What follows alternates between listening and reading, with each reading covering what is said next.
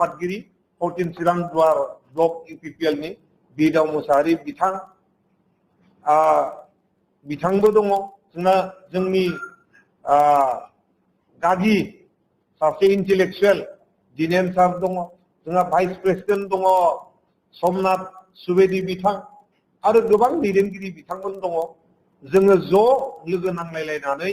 मोनसे सिद्धान्तआव फैदों कि जोङो फैबाय थानाय BTC इलेक्शनाव इन्डिपेन्डेन्ट हिसाबै जोङो गसंसिगोन आरो फैबाय थानाय 2 तारिखआव 2 तारिखआव जोङो नमिनेशन होनो थाखाय साखाफारा जादों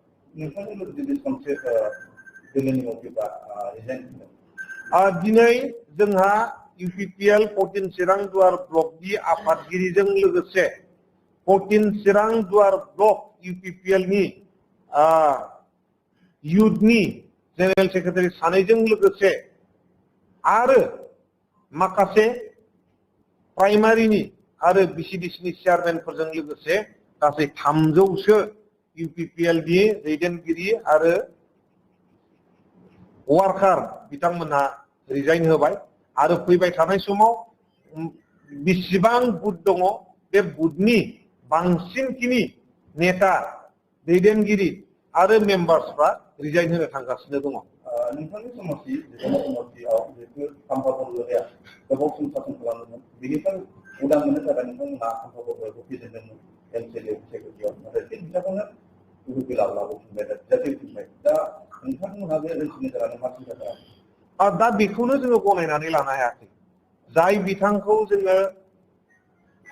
जोंनि रायजो राजा बिथांमोनहा बेखौ बिथांखौ नाङा होननानैनो थांनाय इलेक्शनावबो जेननो थादोंमोन आरो बिथाङा थांनाय इलेक्शन मोननै MP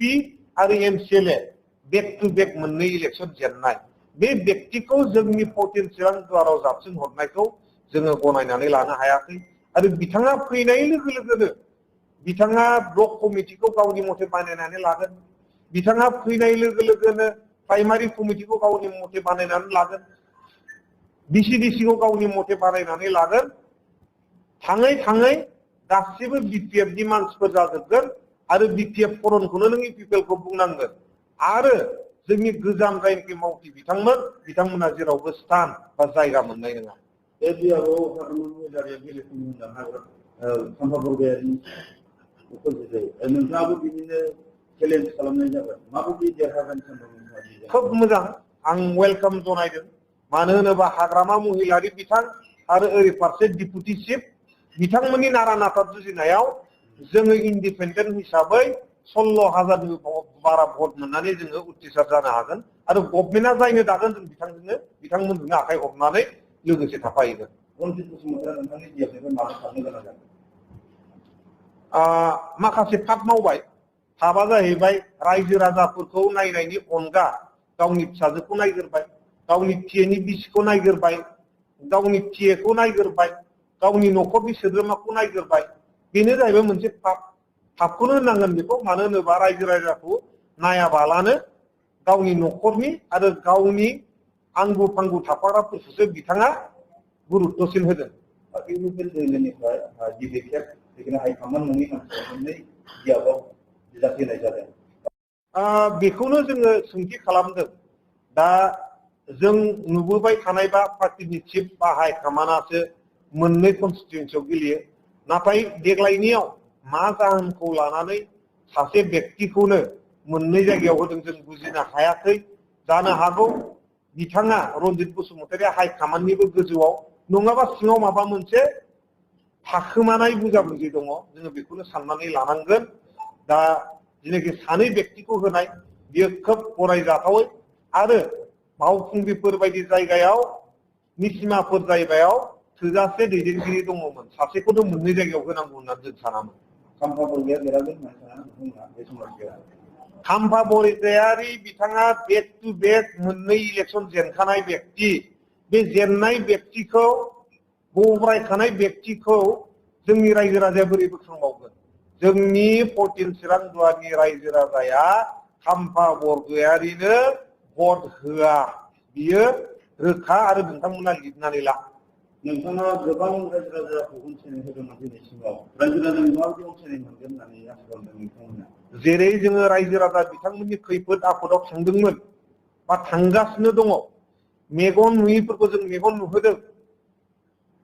दैज्लां बोथोराव माइ गायनो हायैयाव जोङो माइ गायनो थाखाय हेफाजाब हैदों बान्दो खोनानै होदों जोङो लामा बानायनानै होदों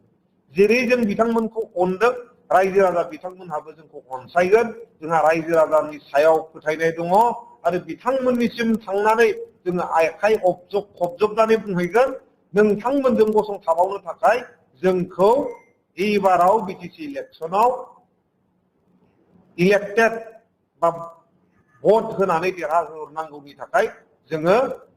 अनुरोध बा खावलायहैगोन नोंथाङा बे बिटिसिनि फैनो थांखि लाबाय